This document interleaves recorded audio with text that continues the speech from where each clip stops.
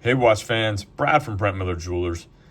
And today I have for us two Omega Speedmasters that I thought we'd compare the size and dimensions of these cases. On my left is the 38mm automatic, and on my right here is the 42mm Speedmaster Professional. This is the Hesalite model. I grabbed this one specifically because we do have a solid stainless steel case back similar to the 38. So let's get the dimensions out of the way first.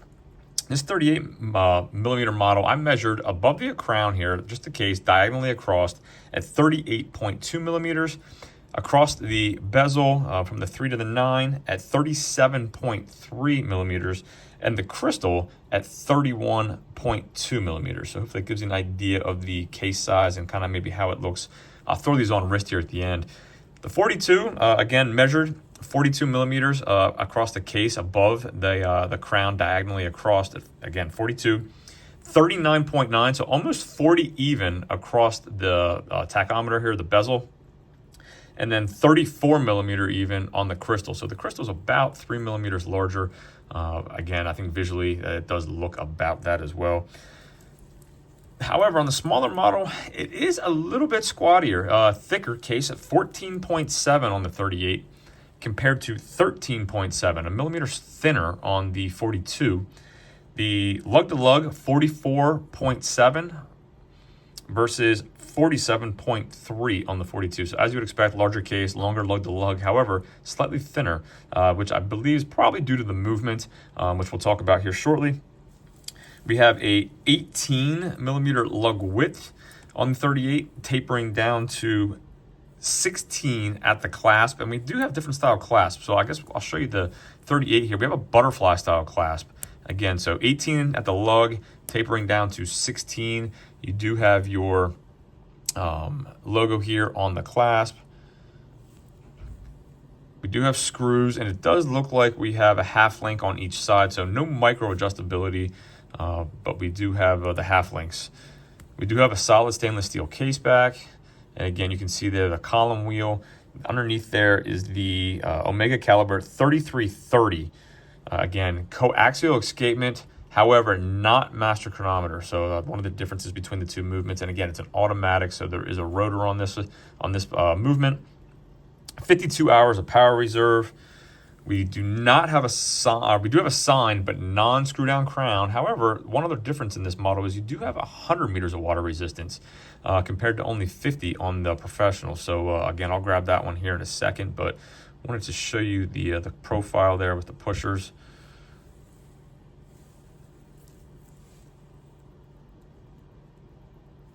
Do have a date as well on this model. And the notched bezel, which I found, I actually quite like it. I didn't notice it at first until I had it up, but I like the aesthetic of it.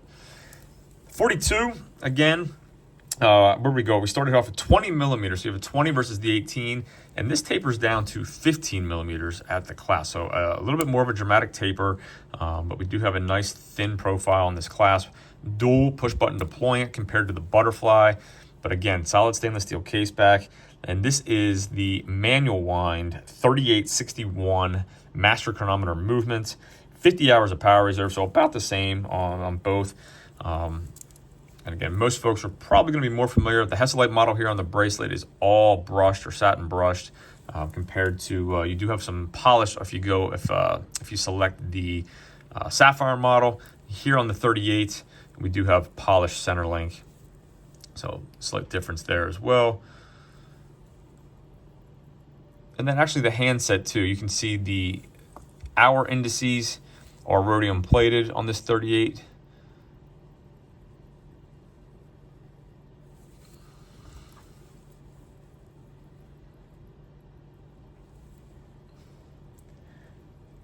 Weight, I weighed the 38, 139 grams, and believe it or not, it's actually slightly heavier than the 42 here, 136.1 on the full stainless steel bracelet. So 3 grams heavier for the smaller model. Again, a little bit thicker case. I'm certainly some of that's the movement, and you have a bracelet that doesn't taper as much. So I think the weight is coming from those items. And then price point, $5,300 on the 38 and $6,600 on the Professional. So hopefully those specs, if there's anything you want to see, I guess I'll hit the chronographs here for you quick.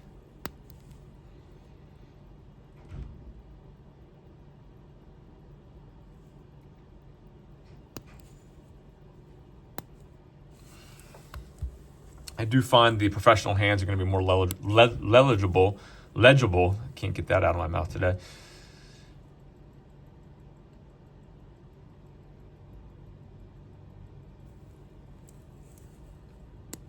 And the other thing I noticed just looking at the dials, comparing these dials, to me, it does look like, maybe not. And it almost looked like the one sub dial was slightly larger when I was looking at them. I don't know. Just to me, from a symmetry perspective, these just look better. Maybe it's because you have the step dial here.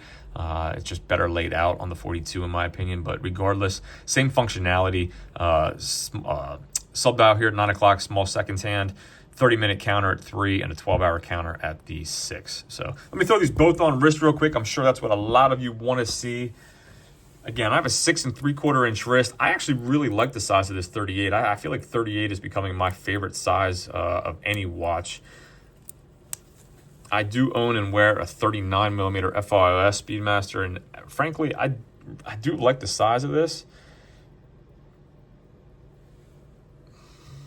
But again, a little bit thicker.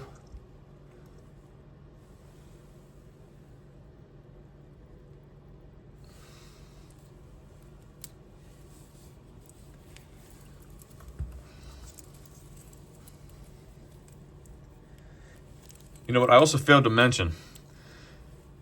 We are, I say this, most of the ones we've been getting in have had the updated clasp. However, this one does not. All the Sapphire we've received have had the updated clasp. So hopefully, I guess all the Heslite will start rolling out. I was going to show you that clasp, micro adjustability with 2 spots. This one does not have it, but we have been seeing them with it. So this may be one of the last ones without it.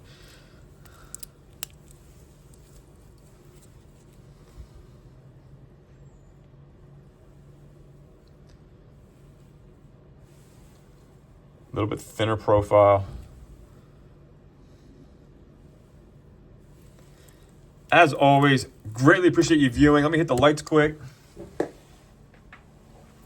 If there's anything I can do for you, anything at all, shoot me an email, brad@brentlmiller.com, and we'll certainly see you in the next video.